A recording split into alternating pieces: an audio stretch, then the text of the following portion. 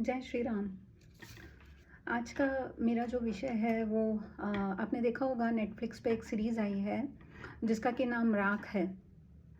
और जब मुझे ये पता चला कि it is based on true story, तो मैंने इस सीरियल क्या कहते हैं आप, नेटफ्लिक्स सीरीज़ को फास्ट फॉरवर्ड करके देखा।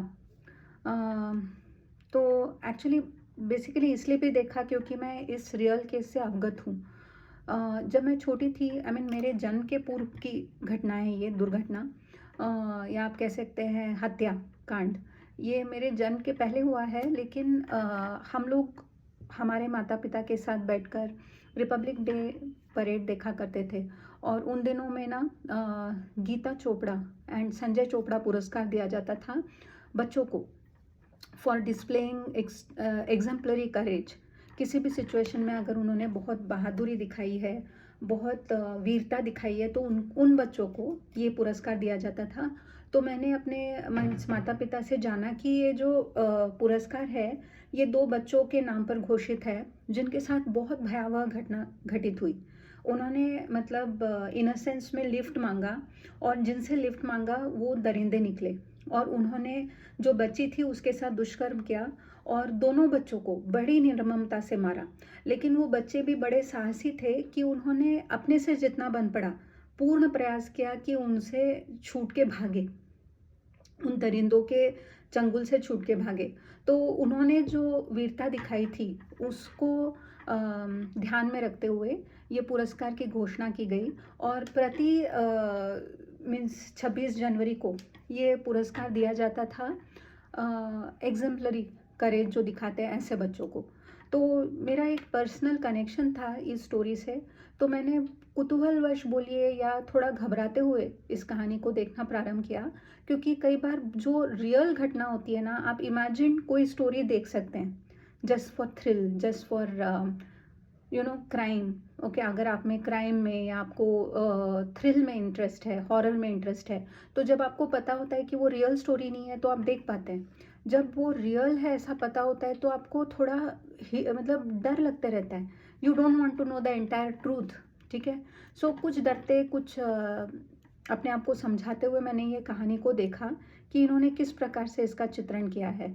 तो जब मैंने देखना प्रारंभ किया तो मुझे थोड़ा थोड़ा उसमें मतलब गलतियां नज़र आने लगी कि भाई इसमें कुछ अलग तरीके से एजेंडा भी चलाया जा रहा है। जैसे आप देखिए कि ये जो रियल घटना थी उसके जो दो बच्चे शिकार बने, उनका तो नाम गीता और संजय चोपड़ा था, तो उनका तो खैर नेम चेंज कर दिया गया, विच इज़ फाइन। लेकिन जो एक जब ये घटना घटित हुई ना, तब एक बहुत मतलब आपको दुखी करने वाली बात ये दिखेगी कि बहुत सारे लोगों ने उन बच्चों को बचाने का प्रयास किया। ओके, और वो लोग विफल हुए, और उनमें से एक ने तो, एक सज्जन जो थे भगवान दास नाम के, उन्होंने तो एक्चुअली वो कार का नंबर विथ कलर नोट करके पुलिस कंट्रोल रूम को बोला कि भैया इसमें कुछ बच्चों को अगवा करके लेके जाया जा रहा है, प्लीज़ इंटरवीन। और पुलिस ने क्या किया, पुलिस के कंट्रोल रूम ने उस नंबर को रॉन्गली एंटर किया, जो उन्होंने बताया था उसके विपरीत कुछ और ही नंबर एंटर करके रखा। और जल्दी मतलब ऐसे तत्परता भी नहीं दिखाई कि उन्होंने जाके उन बच्चों को बचाना है। उन्होंने ये इन्फॉर्मेशन को, इतने बड़े इन्फॉर्मेशन को बहुत लाइटली लिया। ठीक है, ये एक ऐसा अवॉइडेबल क्राइम था जिसके कारण ना पूरा देश दहल गया कि भैया जिसको आप रोक सकते थे उसको तक नहीं रोका आपने। मतलब इतना आप लोग इनएफिशिएंट रहोगे क्या, द पुलिस फोर्स। तो तब लोगों का गुस्सा उमड़ पड़ा, और लोगों ने मतलब it is because of peoples जो सिटीजन्स क्या कहते हैं उसको, आउटरीच, पब्लिक आउटरीच के कारण उन लोगों को, उन दरिंदों को फांसी हुई। अदरवाइज अपना कंट्री का जस्टिस सिस्टम आज से नहीं, पहले कितने ही वर्षों से, दशकों से वो जो है ब्रिटिश सिस्टम पे चलते आ रहा है, जहाँ पर the rich and powerful get justice. Okay, if you are real victim, बहुत कम चांसेस है कि आपको जस्टिस मिलेगा। तो वो पब्लिक आउटरीच ही था जिसने इंश्योर किया कि इन लोगों को सज़ा मिले, इन दरिंदों को। तो नेचुरली मुझे वो कुतूहल था, जैसे मैंने आपको बताया। और मैंने ये सीरीज़ देखना प्रारंभ किया और मैंने कहा ना, देखते-देखते मुझे पता चलने लगा कि इसमें कई सारे फैक्ट्स को ट्विस्ट किया गया है with some kind of agenda. तो सबसे पहले तो मैं एक बता दूं कि जिन्होंने वो नोटिफाई किया था पुलिस को, वो एक हिंदू व्यक्ति थे, भगवान दास नाम के, और एक व्यक्ति थे जो साइकिल चलाते हुए जा रहे थे, और जिन्होंने उन बच्चों की चीख पुकार सुनी तो वो साइकिल को फेंक के उस कार के पीछे दौड़े और कार का हैंडल पकड़ के कई मतलब दूर तक वो घसीटते चले गए, फिर भी उन्होंने नहीं छोड़ा उस कार को। तो उनका नाम जो था बाबूलाल था, ठीक है। तो इस मूवी में उसको क्या दिखाया गया है, उस व्यक्ति को सलीम, उसका नाम चेंज कर दिया गया है, उसका रिलीजन तक चेंज कर दिया गया है, ठीक है। तो ये आप क्यों दिखाओगे? हर मूवी में आपको एक मुसड्डा दिखाना ज़रूरी है जो बहुत काइंड है, जिसने कुछ किया भी नहीं लेकिन उसको क्रेडिट लेना है। मतलब मुझे समझ में नहीं आया, why would you show this guy as Salim, जब आपको पता है, आपको रियल केस फाइल्स आपके हाथ में होंगी जब आपने ये सीरीज बनाना शुरू किया होगा, और आपको अच्छे से पता होगा कि द रियल मैन वॉज भगवान दास एंड रियल मैन वेर भगवान दास जी एंड दैट बाबूलाल जी। तो आप नाम क्यों बदलोगे सलीम? तो ये एक बहुत मतलब मेरे को घंटी की तरह बजा वो। और दूसरा एक विषय था कि इसमें जो चीफ ऑफिसर है, इंस्पेक्टर, जिसको कि ये केस असाइन हुआ था, उसको इसमें जयप्रकाश जेपी जाटव, मतलब कम जाति का दिखाया गया है, ठीक है। जबकि रियल केस जो है वो हैंडल किया गया था बाय इंस्पेक्टर वीपी गुप्ता, ठीक है। आप ऐसा क्यों करोगे? और बार बार उसके मतलब जो है सीनियर्स है, जो आपको सवर्ण होंगे, तो वो लोग उसके जो they are not happy with him, they don't want him to progress, और उसको वो बहुत मतलब बहुत ही केपेबल व्यक्ति है, फिर भी उसके पथ में ज़्यादा रोड़े डाल रहे हैं। इस प्रकार का कुछ तो साइड प्लॉट क्रिएट करने का प्रयास किया गया है, जबकि रियल स्टोरी में कोई दलित वलित इंस्पेक्टर था ही नहीं, ओके। जो थे उनका नाम है वीपी गुप्ता, और उनको जिन्होंने मदद की वो थे सब इंस्पेक्टर रामचंदर। इनका क्या कास्ट है मुझे पता नहीं है और मुझे जानना भी नहीं है, ठीक है। वो भी हिंदू थे। और एसएचओ जो थे वो बलजीत सिंह, ओके। इन लोगों ने मदद की थी to track down the criminals and to bring them to justice. फिर आप देखेंगे कि ये मूवी में ना एक इन्वेस्टिगेटिव रिपोर्टर आती है, जिसका जो है एक रोमांटिक कनेक्शन दिखाया गया है आप with the inspector JP Jatav, और जो रियल लाइफ में नहीं था ऑफ कोर्स। और इस लड़की को, जो फीमेल रिपोर्टर थी, इसको एक फ्रॉक वेयरिंग वेरी मतलब क्या कहते हैं उसको, फेमिनिस्ट काइंड ऑफ वुमेन, बहुत फॉरवर्ड थिंकिंग मुस्लिम वुमेन दिखाया गया है, और इसका नाम इसमें है निसार रिजवी। जबकि रियल लाइफ में जिसने इन्वेस्टिगेटिव रिपोर्टिंग की थी इस केस की, उनका नाम था प्रभा दत्त, जो कि अगेन एक हिंदू है। और बाद में आप आगे चल के देखेंगे कि जो मर्डरर्स हैं, जिन्होंने उस बच्ची के साथ इतना बड़ा दुष्कर्म किया और उन दोनों बच्चों को भयंकर निर्ममता से मारा गया है, तो वो जिन्होंने किया, उनको एक का नाम दिखाया गया है इस सीरीज में राजेंद्र भारद्वाज, ब्राह्मण, हाँ। और दूसरे को दिखाया गया है कुमार भिड़े, जो कि एक महाराष्ट्रियन ब्राह्मण नेम है, भिड़े। और इनका रियल लाइफ में अगर आप नाम देखोगे तो कुलदीप सिंह एंड जसबीर सिंह है, दोनों सिख कम्युनिटी से आते हैं। और ये पता चलने के बाद में भी किसी भी हिंदू के मन में जो है, किसी सिख के लिए कोई द्वेष पैदा नहीं होने वाला है, ठीक है। अगर आप रियल नाम भी यूज़ कर देते या रियल कम्युनिटी के लोगों के नाम भी यूज़ कर देते, तो भी जो हिंदू सिख कम्युनिटी के बारे में सोचता है वो कुछ कम नहीं होने वाला है, ठीक है। हम उनको अपने से अलग मानते ही नहीं है। उनमें से कुछ खालिस्तानी एलिमेंट्स होंगे तो वो उनका मतलब कर्म है, हम उसके लिए कुछ नहीं कर सकते हैं। हमारे लिए तो जो अच्छे सिख राजा थे, जैसे गुरु गोबिंद सिंह जी थे, वो सब बहुत महान हैं और हमेशा ही रहेंगे। फिर वो कितना भी आप प्रयास कर ले कि उसको आप किसी तरह से आप फिशर पैदा करना चाहते हैं, ठीक है, लेकिन वो नहीं होगा। तो ये इनको मुझे समझ में नहीं आ रहा है, इनका अगर आप रियल नाम भी दिखाते तो Sikh community has that much maturity, वो कोई इस्लामिक कम्युनिटी तो है नहीं, तो वो जिनका नाम लिया है उसको लेने देते। उनको कोई ऐसा इनसिक्योरिटी नहीं है कि किसी रियल क्रिमिनल का नाम अगर आप लिख दोगे तो उनका जो कल्ट है, उनका जो रिलीजन है वो खतरे में आ जाएगा, ऐसी तो उनकी सोच है नहीं। तो आपने उनको एक हिंदू ब्राह्मण के रूप में क्यों दिखाया? क्यों दिखाओगे आप? ये ऐसे कई सारे आपको इसमें जो है सब प्लॉट्स नज़र आएंगे। कहानी छोड़ दीजिए, आपका बाद में आपका कहानी से मन उठ जाता है, क्योंकि हर मतलब व्यक्ति का नाम और जात चेंज करके रखा हुआ है। और मुस्लिम को बिना वजह बहुत प्रोग्रेसिव, बहुत हेल्पफुल, वो तो क्रिमिनल है ही नहीं, उसने तो कुछ किया ही नहीं, ये तो हिंदू ने हिंदू को मारा, और वो तो मतलब बड़ा समाज सेवी है कि हर रूप में, जर्नलिस्ट के रूप में भी, सिटीजन विजिलेंटे के रूप में भी वो बहुत आगे आके मदद कर रहा है। इस प्रकार दिखाने का प्रयास किया है, जो मतलब आई डोंट अंडरस्टैंड कि ये प्रॉब्लम क्या है इन लोगों को। बोलो ना, जिसने मदद की है उसका रियल नेम बताओ ना, उसका थोड़ा बहुत आप चेंज कर सकते हो, ठीक है। आपको रियल क्रिमिनल्स का नाम लिखने की ज़रूरत नहीं है, बिकॉज इट्स अ अडेप्टेशन। लेकिन आप उसका कम्युनिटी चेंज करके उसको हिंदू ब्राह्मण बनाने की ज़रूरत क्या है? आपको जो ऑफिसर इंचार्ज है उसको एक बहुत ही दलित इंस्पेक्टर, जिसको सब लोग प्रताड़ित कर रहे हैं, ऐसा दिखाने की आवश्यकता ही क्या है? आपको एक फीमेल रिपोर्टर को, जो थी नहीं, ऐसे एक मनगढ़ंत फीमेल मुस्लिम रिपोर्टर को क्रिएट ही क्यों करना है आपको? एक साइकिलिस्ट जो मुस्लिम था ही नहीं, जो कोई मुस्लिम आके उन बच्चों की मदद किया ही नहीं है जब, तो उसको दिखाया क्यों आपने सलीम नाम से? रियल अगर आप देखोगे, द रियल, जैसे कि उन बच्चों का नाम तो है गीता एंड संजय चोपड़ा, जो साइकिलिस्ट है उनका नाम है बाबूलाल, जो स्कूटरिस्ट थे जिन्होंने उस गाड़ी का नंबर नोट किया और कंट्रोल रूम को भेजा इन्फॉर्मेशन एकदम तत्परता से, और जिसको ये मतलब नाकामयाब हमारी कंट्रोल रूम और पुलिस, उसने उसको गलत तरीके से लिया, और मतलब तत्परता भी नहीं दिखाई कि जाके इन्वेस्टिगेट करो, उन बच्चों को बचाओ, कुछ नहीं किया इन लोगों ने, हाथ पे हाथ धरे बैठे रहे। जब रियली पिताजी कंप्लेंट करने आए तब इनकी नींद खुली, और तब तक वो अपराध हो भी गया था।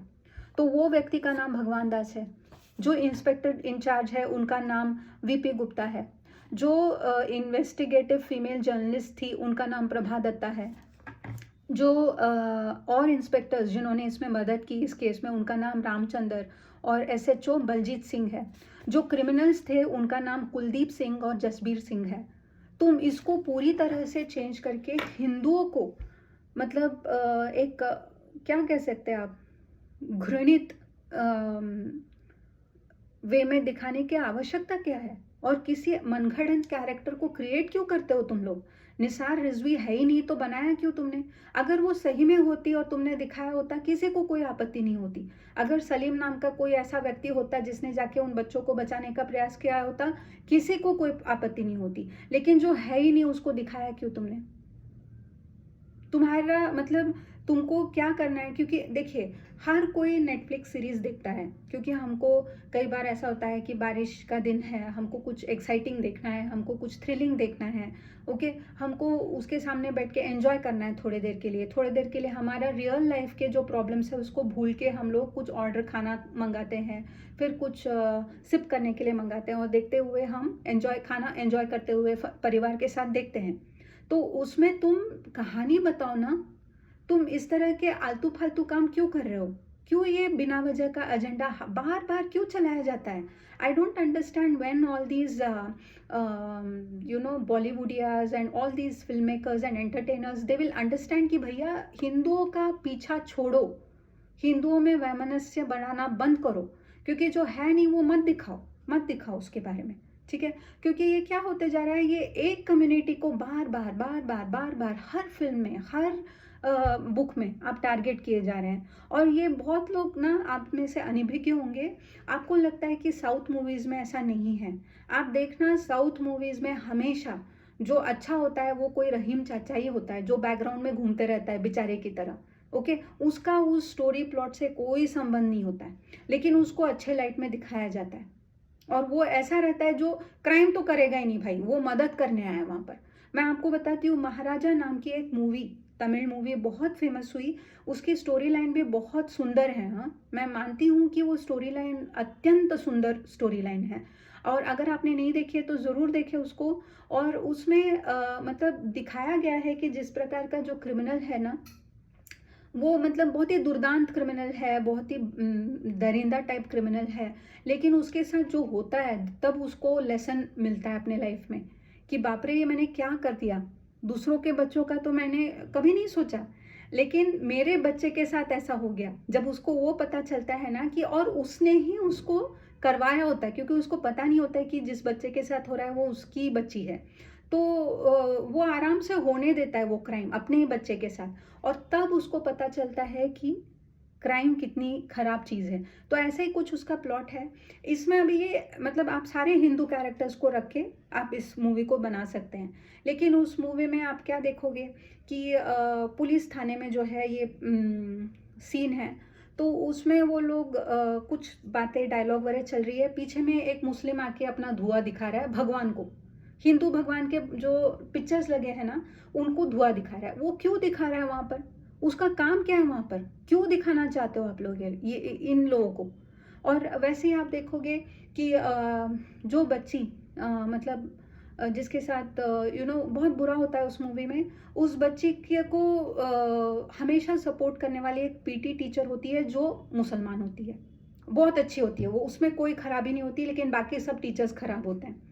ठीक है, फिर बाद में उसमें वो मुसलमान की मतलब टीचर ही नहीं, टीचर की माँ, उसको भी शेख हसीना की तरह एक गेटअप दिया है, और वो ये आदमी के साथ मतलब ये जो व्यक्ति है इसकी बेटी हॉस्पिटलाइज हो जाती है उसके साथ जब बुरा होता है, तो उसमें कौन साथ देता है, तो वो शेख हसीना पीछे खड़े रहती है, और वो पिताजी जो है वो अपनी बेटी को मतलब बेटी के लिए रो रहा है कि तुम जल्दी ठीक हो जाओ, तुम फिर से पहले समान बन जाओ, जो भी वो बोलते रहता है इमोशनली, तो पीछे में वो शेख हसीना को खड़ा कर दिया।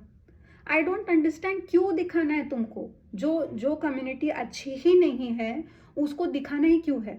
और जब धुरंधर में टेररिस्ट को मुसलमान दिखा दिया जाता है तो तुम्हारा मतलब खून खोलने लगता है, जो सत्य है।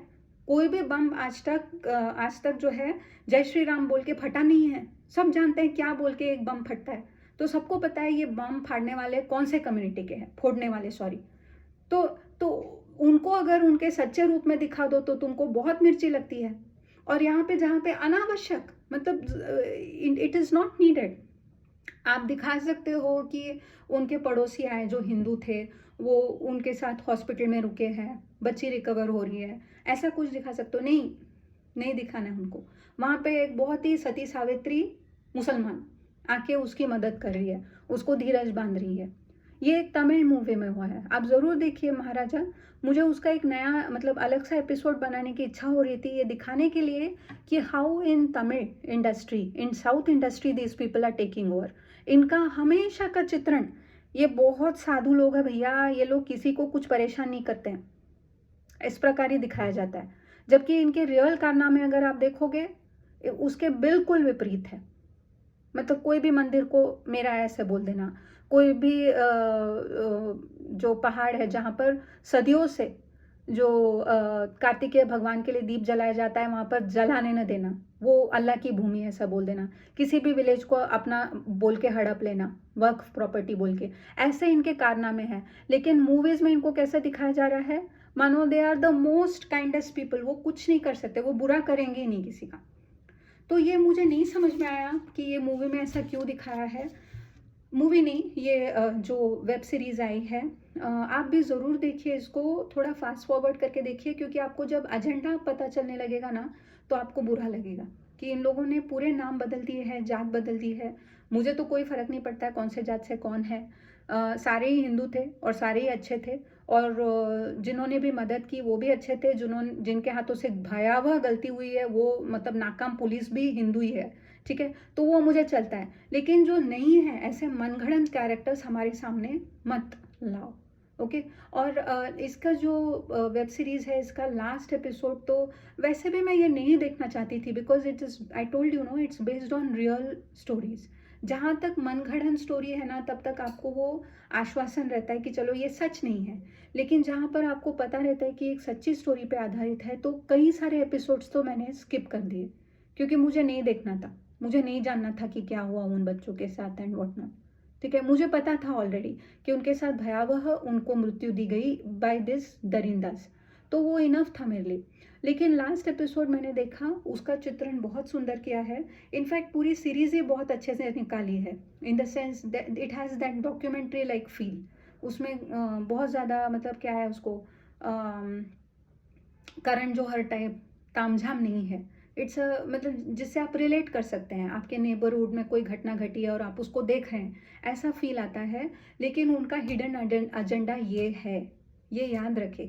तो लास्ट एपिसोड में उन्होंने दिखाया है कि हाउ अगर वो कार उनके गली में आती नहीं, जहाँ पे ये दो बच्चे बस का वेट कर रहे होते हैं, उस गली में मुड़ती नहीं और आगे चली जाती, तो या वो भाई उसको बोलते रहता है अपनी बहन को कि चलो ना हम भाग के ही चले जाते हैं, why wait for a taxi और why wait for a lift.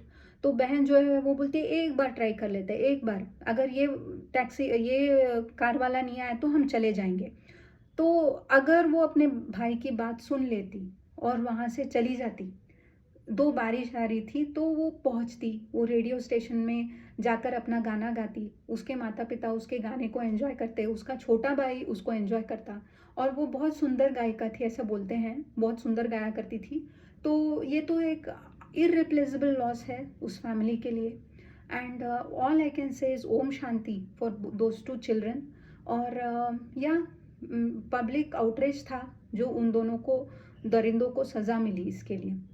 तो ये है, ये स्टोरी मतलब आप अगर देखते भी हैं तो इस अवेयरनेस के साथ देखें कि इसमें बहुत सारे इम्पोर्टेंट फैक्ट्स को बदल दिया गया है ताकि कोई और एजेंडा चलाया जाए कि मुसलमान कभी कुछ गलत नहीं कर सकता।